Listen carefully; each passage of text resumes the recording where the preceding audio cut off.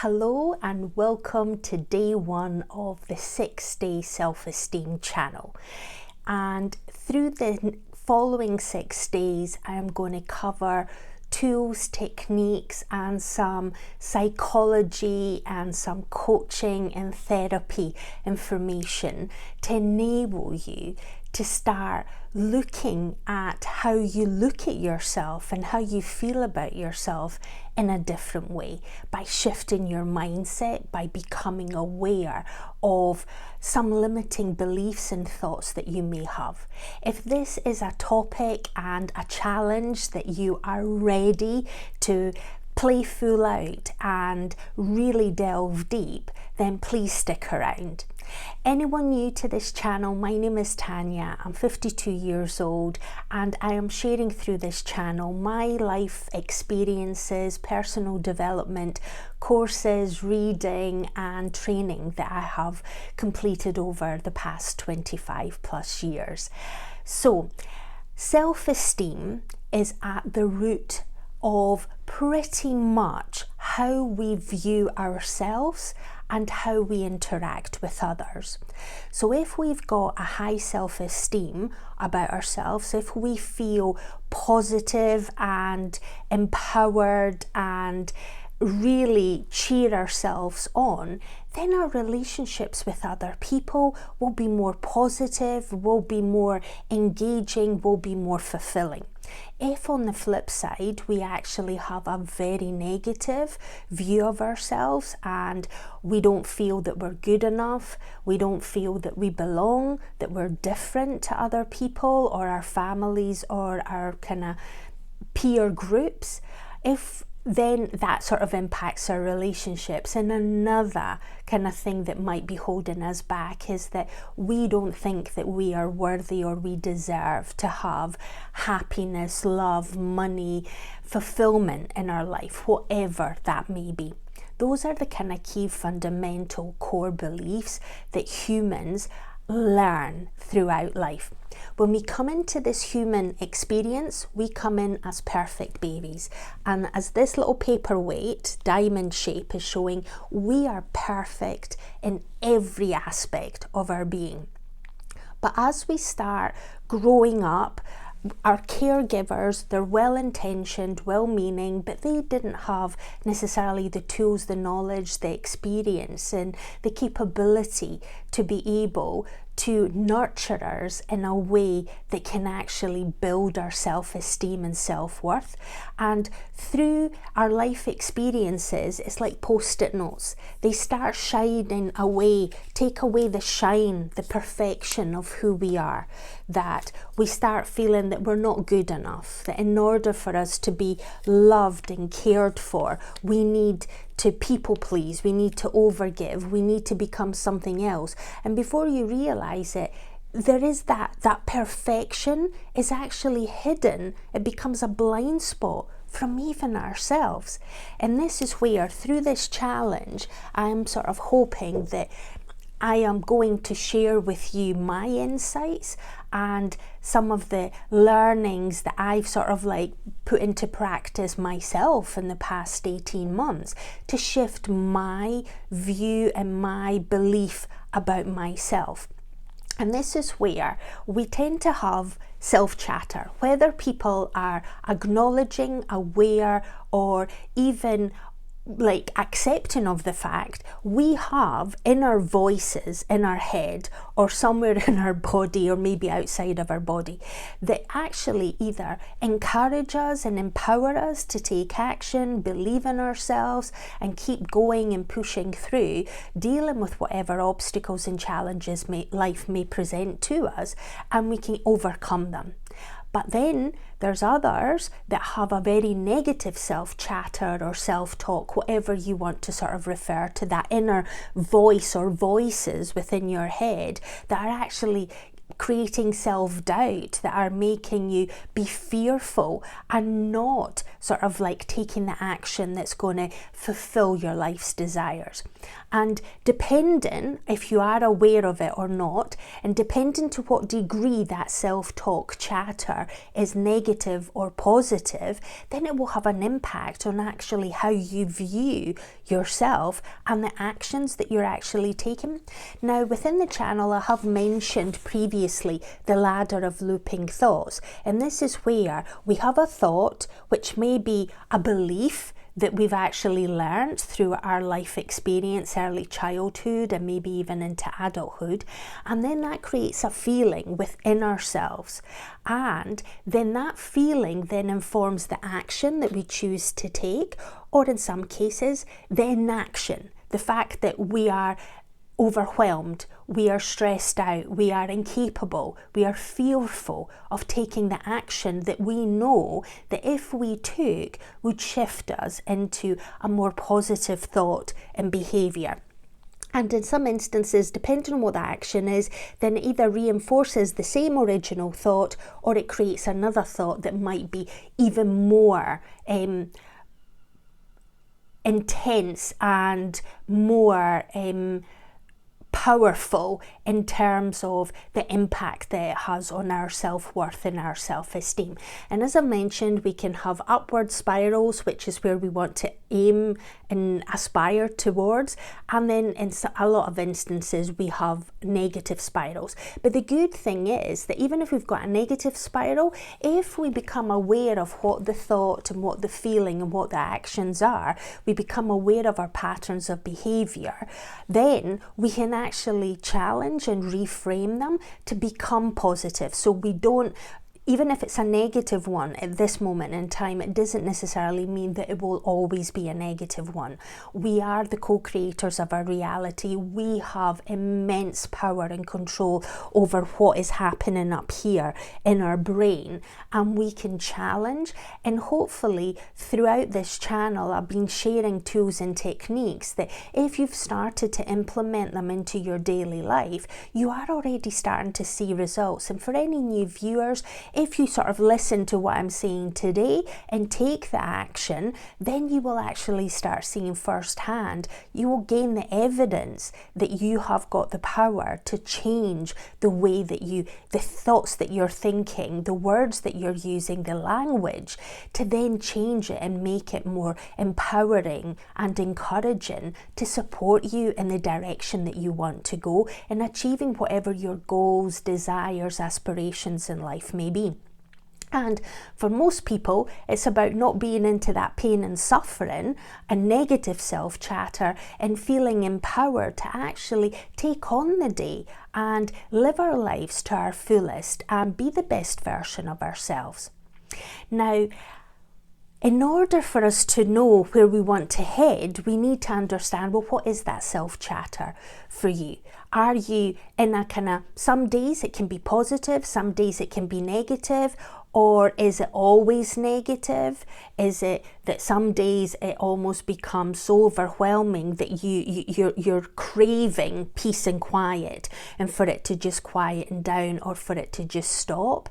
And that then informs the actions that you actually take, that you try and numb yourself by watching content on social media, on TV, on your tablet, your mobile phone, that you are like doing activities that are numbing you out, that you're drinking, that you're taking drugs, that you're binging with food to numb the kind of feelings, whatever that kind of behavior that you're actually doing. If you're feeling that that isn't the way that you want your life to be, that you want to sort of get to that positive and feel better about yourself, this is the beauty of it. Just like we learned that we may not be good enough, that things might not be available to us, that we might be different, we have the power to reframe those beliefs and thoughts into more powerful ones and empowering ones, and change the intensity of the feelings that we may be experiencing.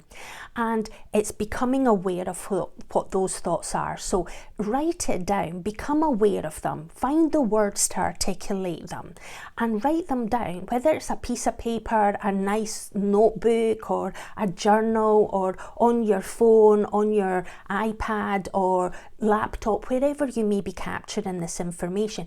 Capture it so then you can actually go back to and look at it at the end of the 6-day challenge and see, have things started to shift and change for you? Is there things that you still want to keep working and sort of like changing slowly as you go along? And the thing that's important about self-esteem, it comes in 3 parts. We've got the self-ideal, which is really our best version of ourselves. What do we want to be? Who do we want to be to live the life of our dreams and desires, that we are living and thriving rather than just surviving? So it's understanding what is that self-ideal for yourself. Then it's the self-image, and this is how we see and think about ourselves. And in some instances that might be, some days it might be good, some days it might be neutral, some days it can be very negative. And this is where, if people don't like something, how their physical appearance is, that they're either too thin, too fat, not flexible enough, too, like they see wrinkles and they start thinking, I'm old, that they might not find themselves attractive, that they've actually got birthmarks and sunspots or wrinkles or whatever it might actually be. Or you look yourself in the mirror and you don't like what you're actually seeing because you've got a poor self-image of yourself. And then the 3rd part is the self-esteem part, and this is how we feel about ourselves. How do we feel about ourselves in the core overall? Some days it might be we feel a wee bit better than other days, but overall, how do we actually feel about ourselves? And this is where we can have external factors, things that we do and achievements and accomplishments that we get. So there can be external validation that sort of reinforces the belief that we've actually got about ourselves. And then there's the internal, that it doesn't matter how much praise and how much love and affection people may give to us, if we don't truly believe it ourselves, then none of it comes in. It's almost as if we've got this massive big wall in front of us and it doesn't allow the good to come in, and likewise then it doesn't allow the good to flow out either. So we're actually almost trapped in this kind of negative, potentially self-chatter and self-ideal, self-image and self-esteem about ourselves. But the great thing is, as I said, we come into this world as perfect babies where we are absolutely unafraid of everything. We're uninhibited. We can actually do whatever we want to do. Like a baby will cry for attention, it will throw up its food, it'll poo its pants, and it still expects to be lovable. The expectation is there, it's unafraid. If behaviour and patterns reinforce that, no, if I cry, if I smile, if I try to get attention and I'm not getting it, then behaviours and patterns start to sort of be created, and that's where negative beliefs or limiting beliefs, as I refer to them, actually start being formed. And this is where it's learned from our caregivers or from our environment, and that can be our kind of extended family unit, our community, our schooling, our religion, wherever we sort of grew up culturally. It might be in different countries, wherever we've been impacted by our environmental aspects of our life. And this is where there are a couple of rules that actually I just want you to be aware of, that if you sort of start seeing things from a different perspective, it can actually influence how you actually think about yourself and how you start feeling about yourself, and it might actually prompt you to take the action that is necessary. And the first rule is that you can never like or love anyone else more than you like or love yourself. Now, you can't give away what you don't already have. So if you don't like yourself and if you don't love yourself, your ability to like and love other people is reduced. Even though you think you love people and you like people, the reality is it is probably got conditions. It's probably certain days you like them and love them, but then others you don't, just like how you actually feel about yourself. And the number 2 rule is that you can never expect anyone else to like or love you more than you like or love yourself. And that is really important, because from my life experience, I thought because externally I had a thriving career, I had a lot of friends, I had a really great life. I was traveling, I was experiencing, I was thriving externally. But inwards, I had such low self-esteem about myself. I didn't genuinely believe that I was lovable. I didn't believe that I belonged. And I didn't believe that things were available to me. And as a result, I self-sabotaged myself throughout my life, where I got great achievement and validation from work situations. Then I ended up trying to give more and be more. Then I burnt myself out, where I started to gain financial independence. Then I started throwing the money away. I was giving it away to people. And then they weren't like using it in the most effective way either. So it was just, I might as well just been flushing the money down the drain in a sense. And then it was also because I didn't feel that I deserved and I was worthy to be loved. And therefore, when love came to me, I was only able to accept a very small amount, because the excess, it just didn't feel that it belonged. I didn't deserve it and I wasn't worthy of it. And I'm not necessarily saying that that was the end and be all and that's the reason why I separated and got divorced. There was a lot of other factors in there.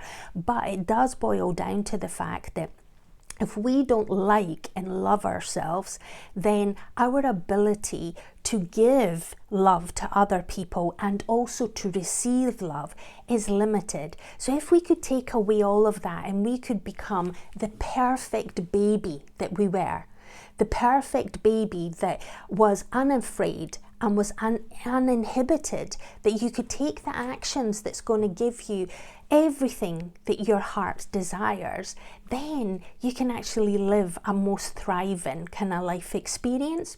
So in terms of your actions for today's challenge, I want you to write down in your journal or wherever you're going to capture this information, what are your beliefs about yourself? Do you love yourself on a scale of 1 where you like barely tolerate yourself? You look yourself in the mirror and you almost cringe at the look of you.